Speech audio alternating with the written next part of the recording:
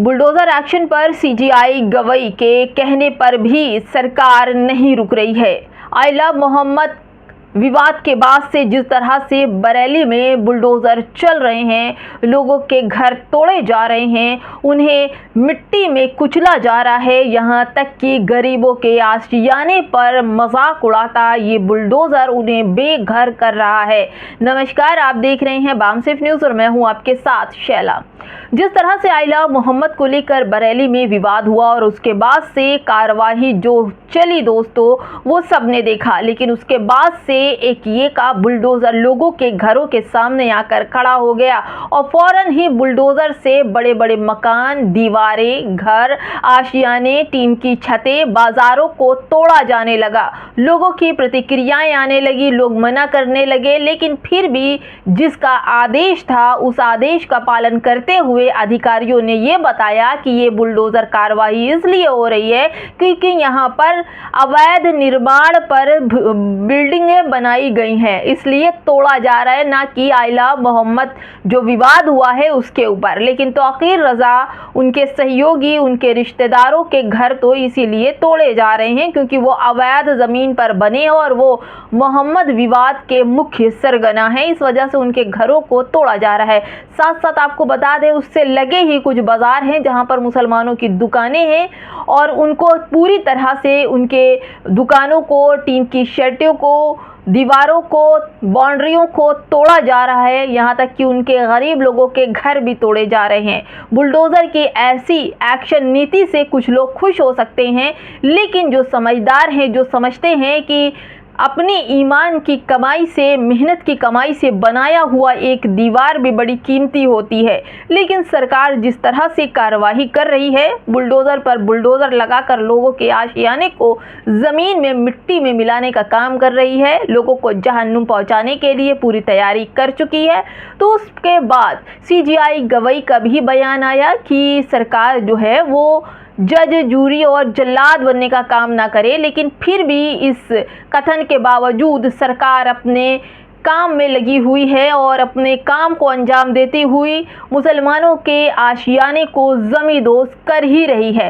दोस्तों, आपको बता दें कि राजीव निगम हैं, जो हास्य कलाकार हैं, वो अक्सर सरकार की कंट्रोवर्सी करते रहते हैं और सरकार के हर एक पैमाने पर सवाल उठाते हैं। उन्होंने कहा है कि मतलब सरकार जज, जूरी और जल्लाद बनी हुई, और उन्होंने हिंदुस्तान का एक पोस्ट शेयर किया है, उसमें लिखा है, बुलडोजर एक्शन पर बोले सीजीआई बीआर गवई, सरकार एक साथ जज, जूरी और जल्लाद नहीं बन सकती, लेकिन यहाँ पर सरकार ने वो सारे पैतरे हथकंडे अपना रही है। वो जज भी है, जूरी भी है और जल्लाद भी है। जल्लाद उनके लिए जिनके घर गिराए जा रहे हैं, न्याय उनके साथ हो रहा है क्योंकि उन्होंने आरोप किया है, और जज भी बन जाते हैं कि फैसला भी वही करेंगे। दोस्तों, सरकार के हाथ में इस वक्त बहुत बड़ा पावर है और यूपी सरकार के पास कुछ ज़्यादा ही बड़ा पावर है, क्योंकि भाई देखिए, जैसे वो सत्ता में आए हैं, जो फैला कर रायता आए हैं तो समेटेंगे वो ही। तो इसलिए दूसरे पक्षों को खुश करने के लिए मुसलमानों के घरों को तोड़ा जा रहा है, उन्हें नेस्तनाबूद किया जा रहा है, क्योंकि उन्हें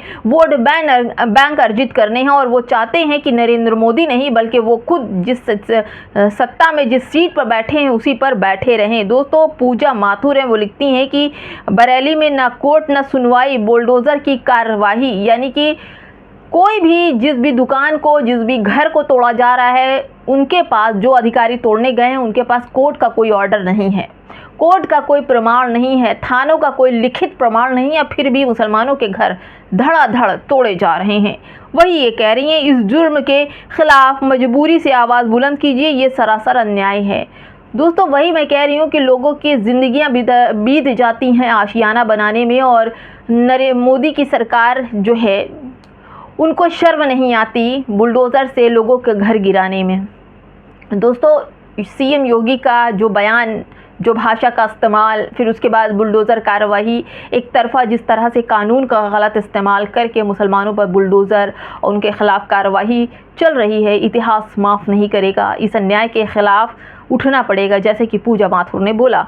आदिल सिद्दीकी लिखते हैं कि सुबह सुबह सीजीआई कहता है कि देश संविधान और कानून से चलेगा, बुलडोजर से नहीं।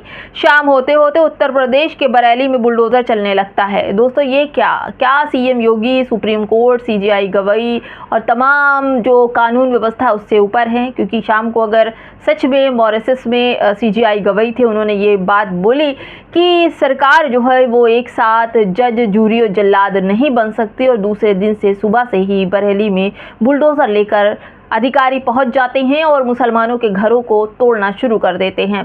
तो दोस्तों कार्रवाई किस पर होनी चाहिए, क्योंकि जो अधिकारी गए हैं और सरकार का जो फरमान बता रहे हैं वो बताते हैं कि ये जो दीवारें बनी हैं, ये जो घर बने हैं वो अवैध निर्माण पर हैं।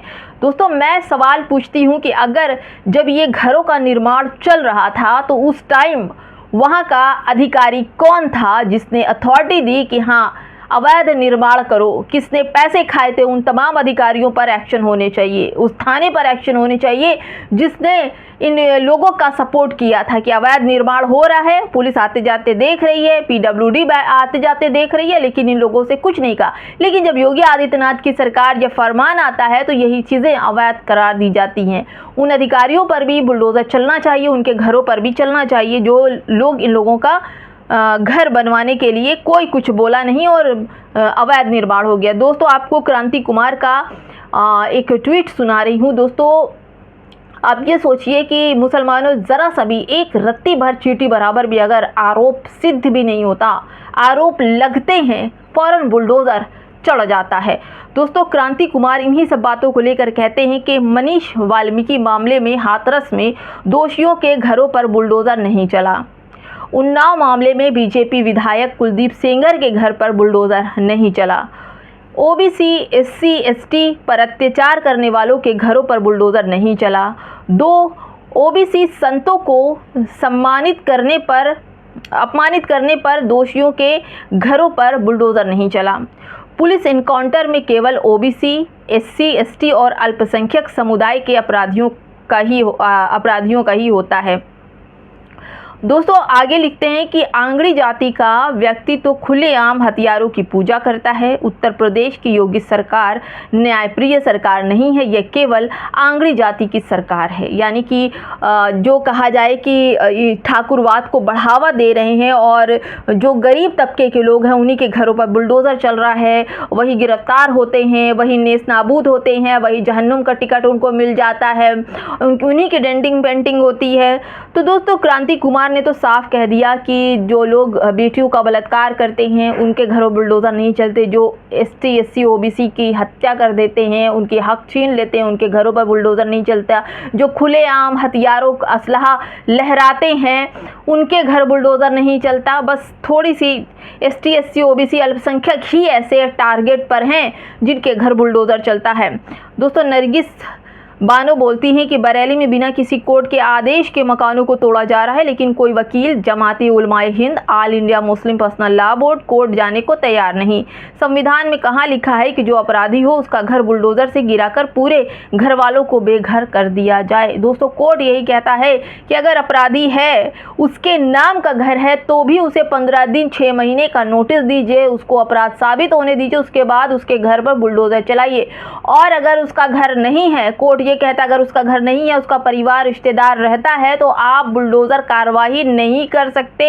अगर आप करते भी हैं तो बिना उनको इन्फॉर्मेशन दिए, उनको सामान हटाए बिना नहीं कर सकते। जबकि सीजीआई गवई खुद मॉरिशस में इस बुलडोज़र कार्रवाई पे कह रहे हैं कि सरकार जज, जूरी, जल्लाद नहीं बन सकती, लेकिन फिर भी शाम को कहते हैं और सुबह बुलडोज़र बरेली में मुसलमानों के घर गिराने लगता है।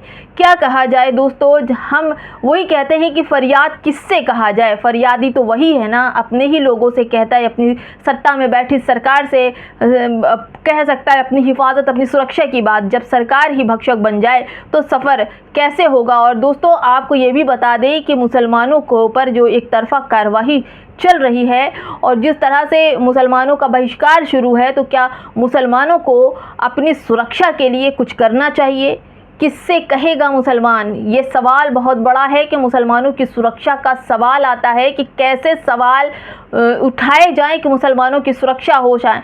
एक तरफ तो मुसलमानों के बहिष्कार की बात चली, लोगों के हाथों में बड़े बड़े पोस्टर और बैनर चल रहे हैं, और दूसरी तरफ आई लव मोहम्मद का पोस्टर चल रहा है। आई लव मोहम्मद का पोस्टर लिए मुसलमानों को जेल में भर दिया जाता, बुलडोजर कार्रवाई चल रही, गोली मारी जा रही है, और दूसरी तरफ मुसलमानों के बहिष्कार की तख्तियां लहराई जा रही है और बड़े गर्व से कहा जाता है मुसलमानों का बहिष्कार करो। दोस्तों, जिस तरह से मुसलमानों को रोटी रोजी, उनके रहने, कपड़े, घर सब पर जब सवाल आ जाएगा तो सवाल ये होता है कि मुसलमान अपनी सुरक्षा कैसे करेगा? कमेंट बॉक्स में ज़रूर बताइए। बाम सेफ न्यूज को बचाने के लिए 200 रुपया देकर आर्थिक तौर पर सहायता प्रदान कीजिए। अकाउंट डिटेल कुछ इस प्रकार है।